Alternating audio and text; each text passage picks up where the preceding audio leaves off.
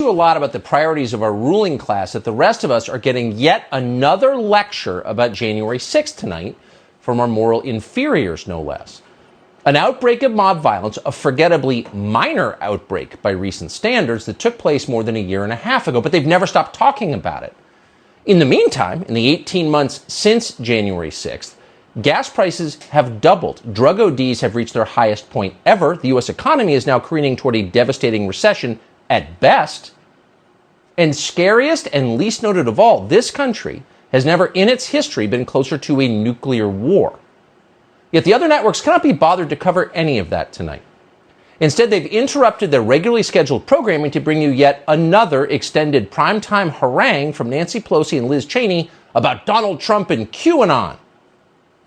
The whole thing is insulting. In fact, it's deranged, and we're not playing along. This is the only hour on an American news channel that will not be carrying their propaganda live. They are lying, and we are not going to help them do it. What we will do instead is to try to tell you the truth. We've attempted to do that since the day this happened. We hated seeing vandalism at the U.S. Capitol a year and a half ago, and we said so at the time. But we did not think it was an insurrection because it was not an insurrection. It was not even close to an insurrection. Not a single person in the crowd that day was found to be carrying a firearm, some insurrection. In fact, the only person who wound up shot to death was a protester. She was a 36-year-old military veteran called Ashley Babbitt.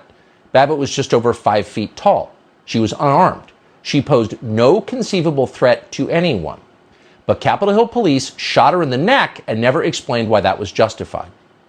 Those are the facts of January 6th. But since the very first hours, they have been distorted beyond recognition, relentlessly. Culminating with last night.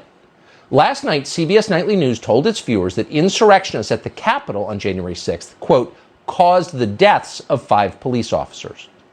That is a pure lie. There is nothing true about it, and they know that perfectly well. Here's reporter Bob Costa, who should be deeply ashamed to say something this dishonest. Thursday's primetime hearing will take Americans back to January 6th, when an estimated 2,000 rioters breached the Capitol building, causing the deaths of 5 police officers. It's hard to believe he said that. Rioters caused the deaths of 5 police officers. You just heard CBS News tell its viewers that. This must be the big lie theory. The more bewilderingly false a claim is, the more likely you will be to believe it. Apparently, that's what they're betting on. In fact, precisely 0 police officers were killed by rioters on January 6th. Not 5, none, not a single one. So how'd they get to 5? Well, CBS is counting the suicides of local police officers that took place after January 6th. In some cases, long after January 6th. Suicide, unfortunately, is pretty common among cops. Policing is a tough job, as we've noted. But in these specific cases, the one CBS is referring to, the chief of Washington, D.C.'s police department told the New York Times that actually he had no idea if his officers were driven to kill themselves by January 6th. CBS just made that up. The 5th death that CBS News is referring to is of Capitol Hill police officer Brian Sicknick. You will remember his name. Sicknick's body lay in state at the Capitol after the media told us he'd been beaten to death by Trump voters with a fire extinguisher. Here's what they told you.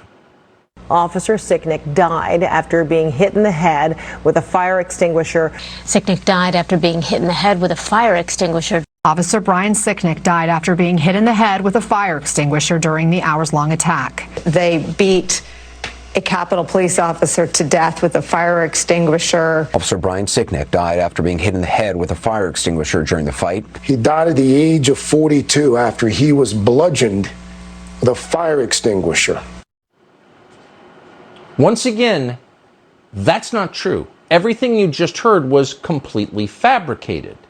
The D.C. medical examiner performed an autopsy, and the autopsy report showed that Officer Brian Sicknick had not suffered any kind of blunt force trauma. He was not beaten to death. He died of a stroke in his office later. No one has been charged in Officer Sicknick's death because Officer Sicknick wasn't murdered.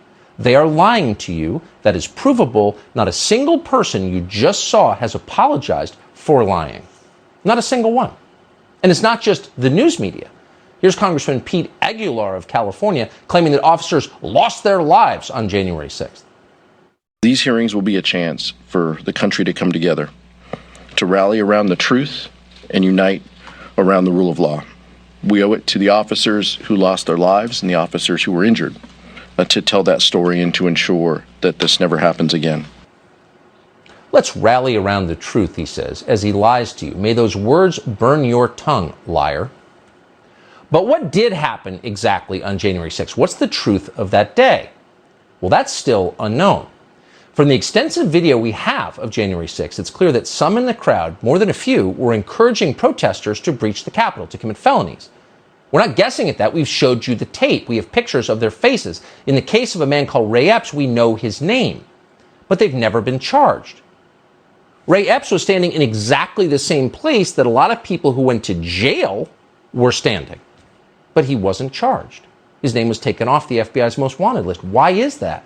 It doesn't make any sense at all. 'Cause the flag still stands for freedom, and they can't take